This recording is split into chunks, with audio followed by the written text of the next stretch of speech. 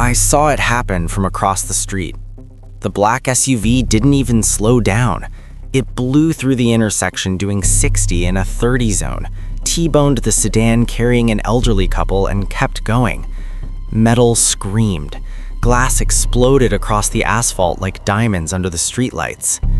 The driver, this mountain of a man, actually got out, checked his bumper, looked at the couple bleeding in their crumpled car. And you know what he did? He threatened them. Told them if they called the cops, he'd come back and finish what he started. Then he climbed back into his SUV and disappeared into the night like nothing happened. But someone else saw it too. Someone who doesn't let people like that just walk away. His name is Marcus, and when I made the call, he was already moving. The crash. His name was Derek Titan Cross, undefeated MMA champion, 12 knockouts, 0 losses. The kind of guy who thought his fists made him untouchable. He'd been at some influencer party in the hills, bottles, cameras, ego. Got behind the wheel drunk and furious because some blogger didn't know who he was. The couple he hit, Martin and Diane Fletcher, married 43 years, on their way home from their grandson's piano recital. Martin had 3 broken ribs and internal bleeding. Diane's collarbone was shattered. They were conscious enough to see Titan's face when he leaned into their broken window and growled, "You didn't see shit. You call anyone, I'll find you." Then he drove off. But the traffic camera on the corner saw everything. Plate number, face, the whole incident. It took me 20 minutes to track his phone. He wasn't running far, he was hiding. The garage. Titan pulled into an underground parking structure 6 blocks away. One of those concrete labyrinths beneath a shopping complex that's been dead since the pandemic. No cameras, no security, just shadows and echoes. He parked in the deepest level, hands shaking, scrolling through his phone trying to figure out if anyone had reported him yet. His Instagram was still blowing up with party photos from an hour ago, comments calling him a king, a legend. He didn't hear the door lock behind him, didn't notice the fluorescent lights flickering out one by one. Not until the footsteps started. Slow, deliberate, echoing off concrete. Titan looked up from his phone, squinted into the dark. "Garage is closed," he called out, his voice bouncing back at him. The footsteps stopped. Then a voice, calm, almost conversational. "I know."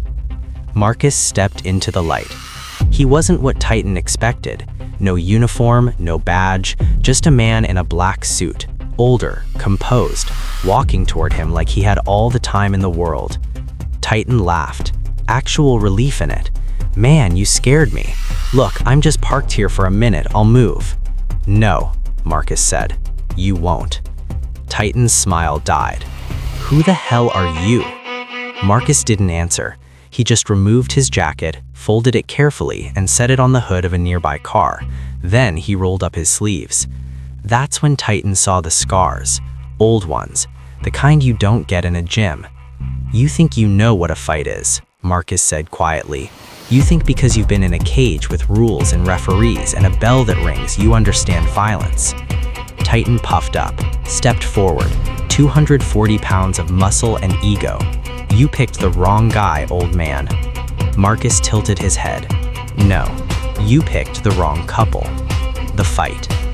Titan threw the first punch, a right hook that could have taken a normal man's head off. Marcus wasn't there. He slipped inside, trapped Titan's arm, and drove an elbow into his floating rib. The sound was like a branch snapping. Titan roared, swung wild. Marcus ducked, swept his leg, and Titan hit the concrete hard enough to crack it. "Get up," Marcus said. Titan did.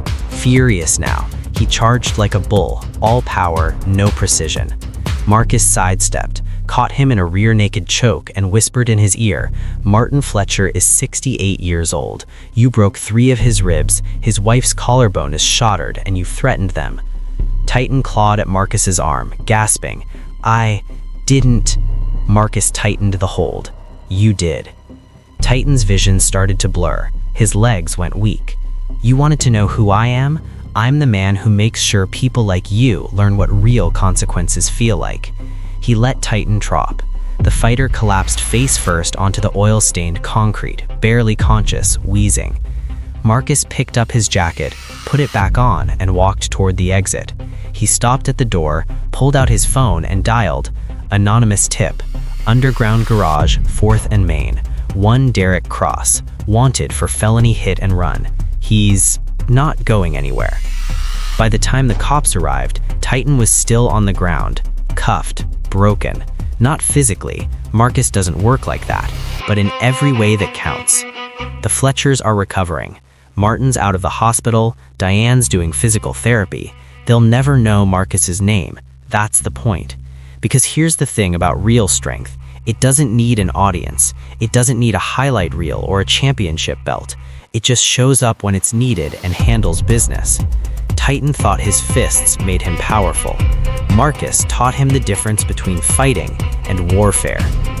Question for you. If you could adjust one person's behavior with no consequences, who would it be and why? Drop your answer below. And if you think justice should have a longer reach than the law allows, hit that subscribe button. Marcus is always watching.